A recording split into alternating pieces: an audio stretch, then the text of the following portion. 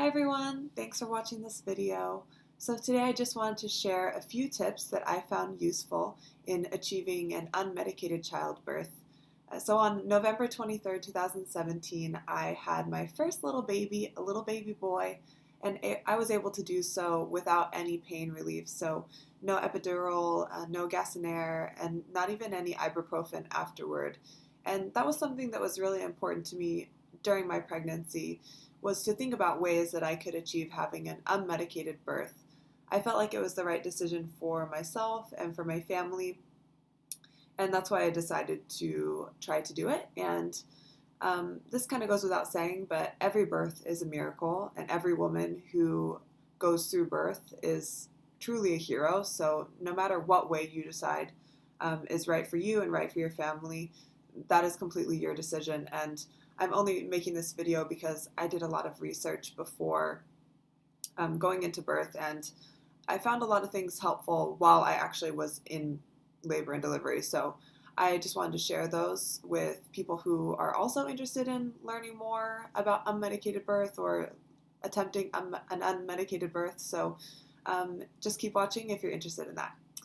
All right, so my first tip is to be 100% committed to having an unmedicated birth.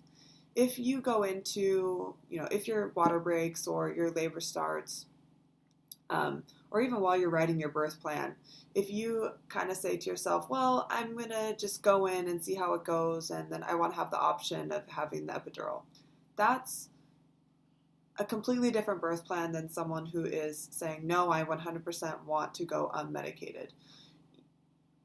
Pretty much my entire pregnancy, I was telling people that I was going to have an unmedicated birth simply because I didn't want to give up. So once I was actually in labor, I remember thinking to myself, I already promised everyone I was going to do this, so I need to go through with it. So I think if you kind of go into it saying, oh, I want to have the option, it's going to be intense, and you're probably going to decide to get the epidural, which there's absolutely nothing wrong with that.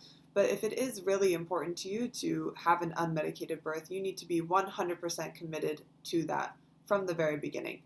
And that goes, from starting with your birth plan to talking to your doctor or your care provider, to the people that are going to be in the room with you, your birth partner. Everyone needs to be on the same page with you about that. And I'll talk more about that in a little bit.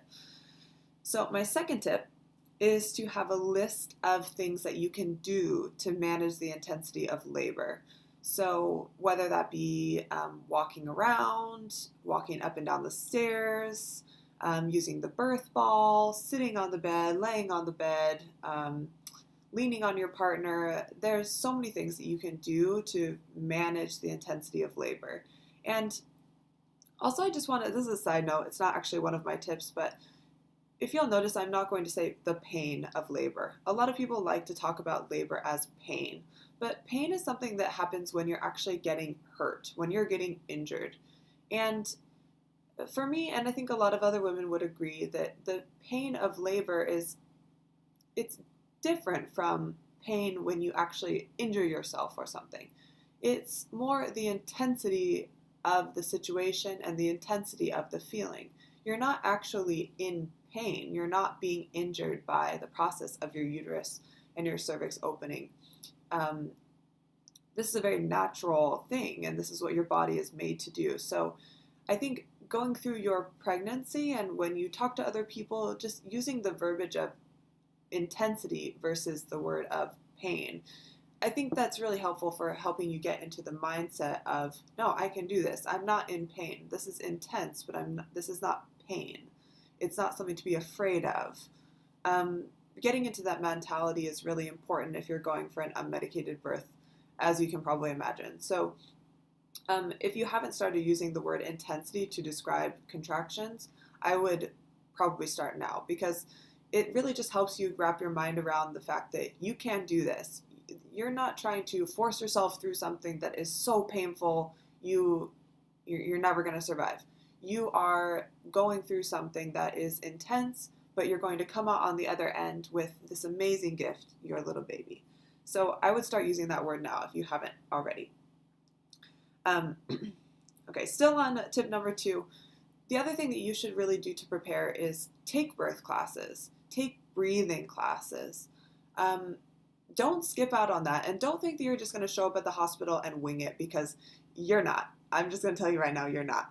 You want to know everything going in that you can about labor, about delivery, about the different stages. You want to be prepared. And so whether that be watching videos, whether that be attending a class with your birth partner, I took a couple breathing classes that I felt like really helped me get through the intensity of my contractions. So I would highly recommend taking a breathing class. If you want to study hypnobirthing, there's so many things that you can do. Like, the more you can do to prepare, the better, I think. Of course, getting through the birth stage is just the very beginning. So you should probably read books about, breastfeeding and taking care of your baby and that kind of thing too. Don't forget about that. But when you're pregnant, of course, you're thinking about the end result, which is the labor and delivery. So be prepared with that. My third tip kind of goes along with these things as far as being prepared, but visit your hospital and your birth center before you go to the hospital while you're in labor. You want to get there and feel like you're comfortable. You want to know where everything is. You want to know maybe not exactly which room you're going to be in, but you want to know what floor it is. You want to know what's available for you, particularly if you are having an unmedicated birth. You want to know if there's a tub that you can use. You want to know if there's a birth ball, if there's an active chair, if there's stairs that you can climb. You want to know all of these things because that becomes part of your birth plan. So if you show up at the hospital and you don't know what is available to you, it's going to be very hard once you're in labor to make those decisions. So unless your birth partner can make those decisions for you, which they absolutely probably can, you're going to want to have that information in your head before going to the hospital. I would highly recommend taking a tour, doing whatever you can. Of course, if it's not possible, maybe you can call them and just ask what's available for you. I think that's a great idea too. Okay, so tip number 4 is to be really clear about your birth plan with your care provider. So whether that be your doctor, whether it's a midwife, be really, really specific and really clear with your birth plan. I think when you're having an unmedicated birth, you want everyone in the room to be on the same page with you with your commitment to having an unmedicated birth. So, for example, maybe at my 34-week appointment or something, I went and talked to my doctor, and I actually had been telling her from the very beginning that I wanted to have an unmedicated birth. So she already knew that from the beginning. But when we talked about my birth plan, I said, so I still want to have the unmedicated birth, which means, even if I'm saying I want the epidural, I kind of want people to tell me no, because it's a high possibility I'm going to say that I want it. But it was really important to me to go through with my goal of having an unmedicated birth. So I made sure my doctor was on the same page. I also made sure that if there was a certain circumstance where I wanted to consider pain relief, that we discussed that beforehand. So, for example, if I was going to have to be induced, I wanted to have the option of having the epidural, simply because I didn't know how intense the contractions with the induction would be.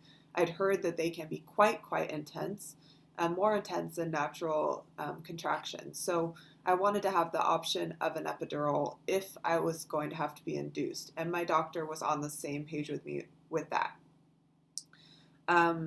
So think about what circumstances you might want to reconsider not having pain relief. Of course, if there's complications with the baby and certain things need to be done, your health and the baby's health is the most important thing. So you kind of want to be aware of what are the things that could happen, and in that situation, what do I want to do as far as my decision on pain relief. Okay, and my last tip number 5, is hire a doula. Do yourself a favor and hire a doula, especially if it's your first birth.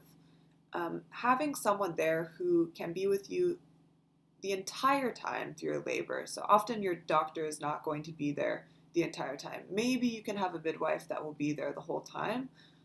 Or if you're having a home birth, something like that, you need to have someone there with you that is experienced in birth that can be with you the entire time. And I say that because I had a doula at my birth, and she was able to really give me ideas and tell me what to do in birth. And that sounds strange, but when you're kind of in the later stages of labor and you're kind of more at like 7 centimeters and beyond as far as dilation, you are not really going to have that much time in between contractions to really think about what you want to do next. You kind of just need someone to say, hey, let's go walk some stairs for 10 minutes, or hey, let's go try to get in the bath for 20 minutes. Let's do this, let's do that. And that's really helpful because you don't have to be the one coming up with these ideas. And it's also helpful if it's your birth partner's first experience. They don't have to feel pressure to come up with these ideas either. And the second reason I think a doula is really, really useful is they can actually reassure you that everything is going well. So, for example, my labor was quite long. I was at the hospital for quite a long time and in active labor for about 13 hours before my baby was born. And there were definitely times during that I was thinking, give me the epidural. Can we have a C-section? Like, this is going on so long. Like, is this normal? This can't be normal, right? We've been here forever is how it seems. And having my doula there to just say, you know what, you're doing so great. It's going really, really well. Don't worry. Like, don't think about the time. We're just going to go walk some stairs. Like, just take each contraction at a time. You're doing awesome. This whole birth is going awesome. Having someone to sit there and reassure you that this is not going bad it is really, really nice. So I would highly recommend having a doula with you. Like I said, particularly if it's your first birth. If it's, your second or third, maybe you kind of already know. But if it's also your first attempt at doing an unmedicated birth, maybe you want to consider having someone there too, because it is going to be quite different than if you have something like an epidural where you have to be in a bed.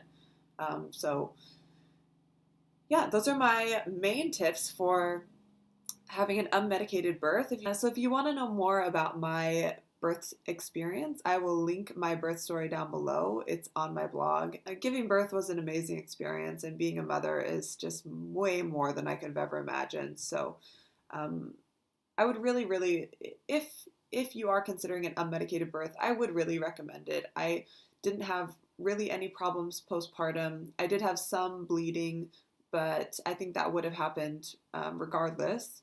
I had just a small tear. I only had 3 stitches internally, and I haven't had any problems with my milk supply.